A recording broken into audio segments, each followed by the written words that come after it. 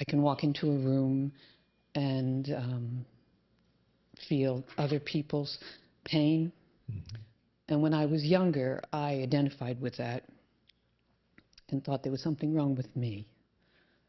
Now that I'm older and have more experience, I realize that it's not me, so I've disidentified with it. But I still have to deal with it. So, any advice? Thank you. Well, the vital thing, you're already doing that, the disidentification. And as presence grows, you are less affected by it. It takes a little longer for a woman because there's more sensitivity to energy fields in the female form than it is in the male form. So for a woman, it takes a little longer to a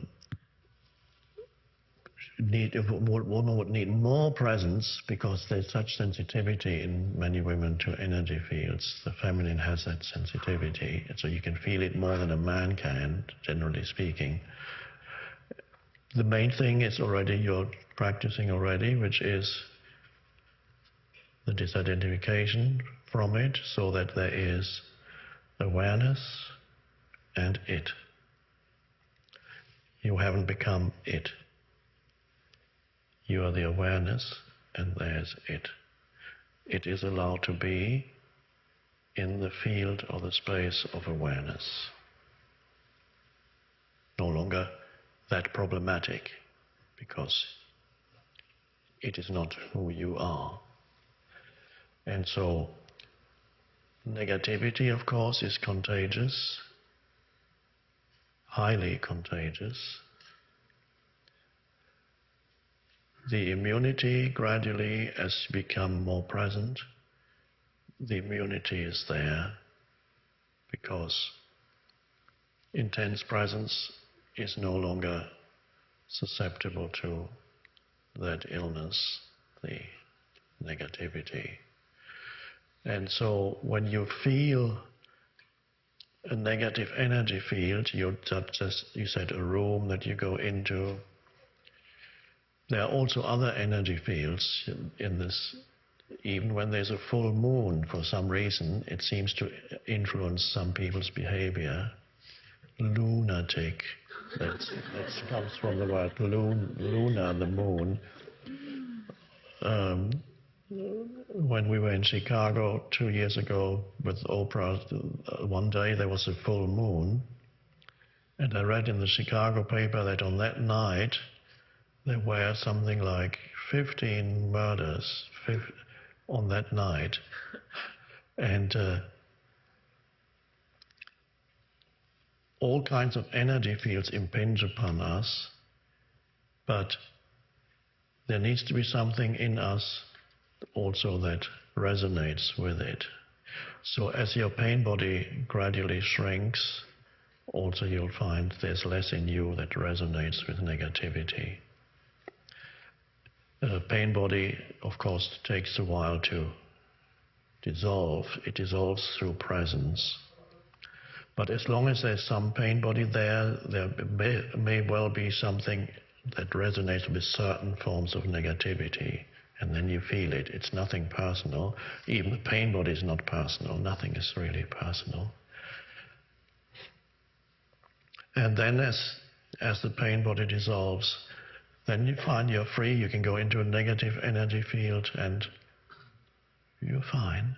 It's just not that you build up, presence doesn't build up a barrier around yourself. It's not like that. It's just, it passes through. It's a different frequency. It can't hang on to anything inside you anymore, so it goes through you. I haven't studied astrology, but it sometimes seems to me that there may be some truth in some of that. And the less presence there is in you, the more it applies to you. And the same applies to the full moon. The less presence there is in you, the more you are susceptible to these energy fields. And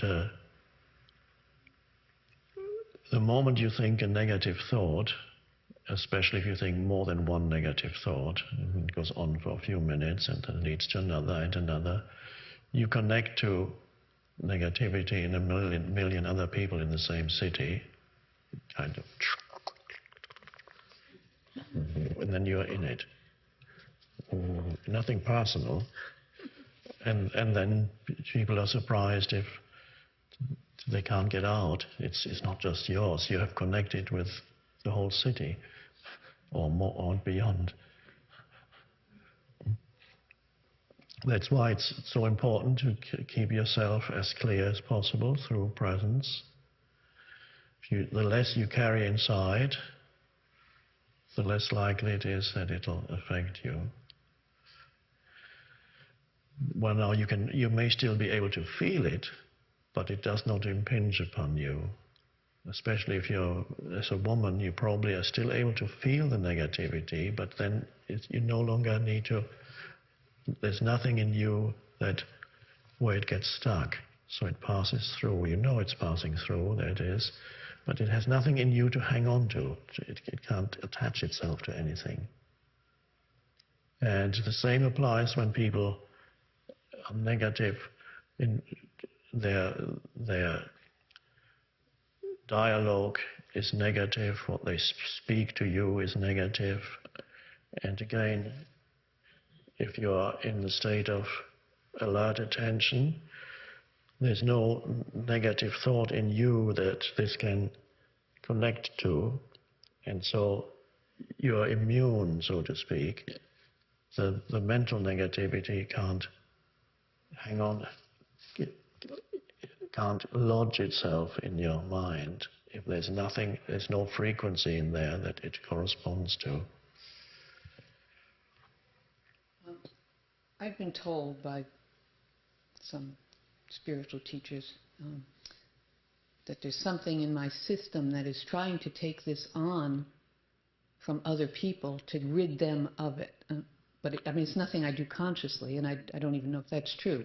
But Well, to some extent, presence does that. But presence doesn't take it on, it dissolves it. Not only for yourself, but wherever you go there as a field of presence into an energy field. To some extent, something happens, it dissolves through presence. And so, yes, that's a beautiful thing. You don't take it on, you don't need to suffer for others, but you can let go of suffering for others. So you let go of suffering, the same thing you do, for example, when you sit with a person who is in suffering. It is your job to relinquish resistance. And if they can't do it, you can do it for them. Enter the state of surrender. Do it when you're with somebody who is dying, when you're with somebody who is seriously ill, or has had some other kind of disaster, or is just completely unhappy. So be with that person and become very still and very alert. And that means you surrender for them. And very often that has an effect on, it affects them. It burns up some of the suffering. It invites them also into that space. Sometimes they're able to join you in that space, but even if they are not, it does burn up suffering. That's the most beautiful gift you can give, is your presence. So you bring that undiluted presence. Just that.